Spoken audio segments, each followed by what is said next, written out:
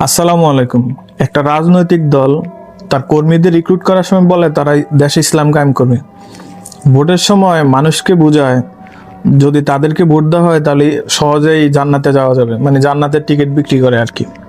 কিন্তু যখন পলিসি নির্ধারণের সময় আসে তখন তারা বলে তারা শরিয়া কায়েম করবে না, দেশের বিদ্যমান সংবিধান অনুযায়ী রাষ্ট্র পরিচালনা করবে। ঠিক একই কথাটা তো অন্য 7-8টা রাজনৈতিক দলও বলে। তাহলে তারা নামের আগে ইসলাম যুক্ত করার কোন কারণ আছে? মানে আমি কোনো কারণই দেখি না। এই কারণেই তালেবান মাওলানা মওদুদির সবগুলা বই বাজেয়াপ্ত করছে। এই কারণেই মাওলানা মওদুদি তার একটা সন্তানকেও জামাতে যোগ দিতে দেয় নাই। জামাত ইসলাম ইসলামী রাজনৈতিক দল না, আপনি ভুল ধারণা। জামাত ইসলাম ইসলামী রাজনৈতিক দল না, আপনি ভুল ধারণা।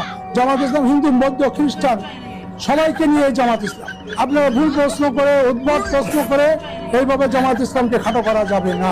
নিঃসন্দেহে তুই ঠিক কথা বলেছিস। সে একই রাজনৈতিক দলের ওয়াজের মঞ্চের সবচেয়ে বড় ব্র্যান্ড অ্যাম্বাসেডর যদি বলি মাওলানা আমির হামজা, সে যখন ওয়াজের মঞ্চের মতো একটা পবিত্র মঞ্চ ব্যবহার করে বিভিন্ন নারীদের ফিগার নিয়ে আলোচনা করে, মমতাজ কেমন, পরি কেমন, তারপর আরেকটা কি রাশমিকা মান্দানা কেমন, মানে আপনি একটা ইসলামিক দলের শিক্ষা হতে পারে? আপনি এটা কল্পনা করতে পারেন? আমির হামজার সাথে যে সম্পর্ক আছে, যে আমির হামজাকে যেহেতু নমিনেশন দিয়েছে তাতে বোঝা যায়।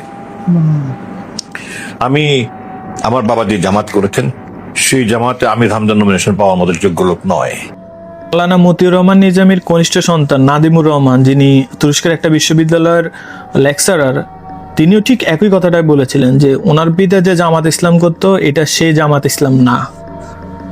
5ই আগস্টের পরে ইসলামী ব্যাংক পুনরুদ্ধারের নামে তারা মানে গত 10-15 বছরের ইতিহাসে সবচেয়ে বড় জুলুমের কাজ করছে। আপনি জাস্ট এই ভিডিওটা দেখেন তাহলে একটু ধারণা আসবে হয়তো আপনার।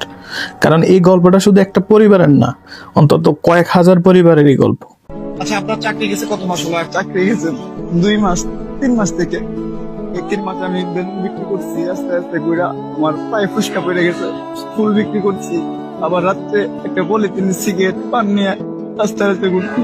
কিন্তু আমার ফ্যামিলির আমি বলি নাই, আমি বলতেছি যে ভালো আছি। আমাকে যদি কেউ একটা চাকরি দিতে পারেন তাহলে আমার জন্য ভালো হবে। আমার ওয়াইফ আছে, বাচ্চা আছে, ওদের জন্য ভালো হবে। আমার বাচ্চার মুখের দিকে তাকায় আমার একটা চাকরি দিলে ভালো হবে। বিএনপি ঘোষণা দিয়েছে যে তারা স্বাস্থ্য খাতে মোট জিডিপির 5% ব্যবহার করবে, যেটা ওয়ার্ল্ড হেলথ অর্গানাইজেশন সুপারিশ করে সব দেশেই।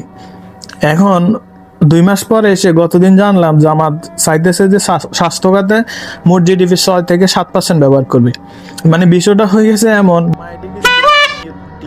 মানে এটা আপনি কিভাবে মাইনা নেবেন?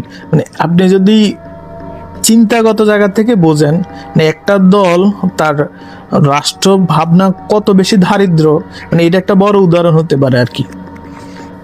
ও বাই দ্য ওয়ে, আমি কিন্তু ভোটের পক্ষে।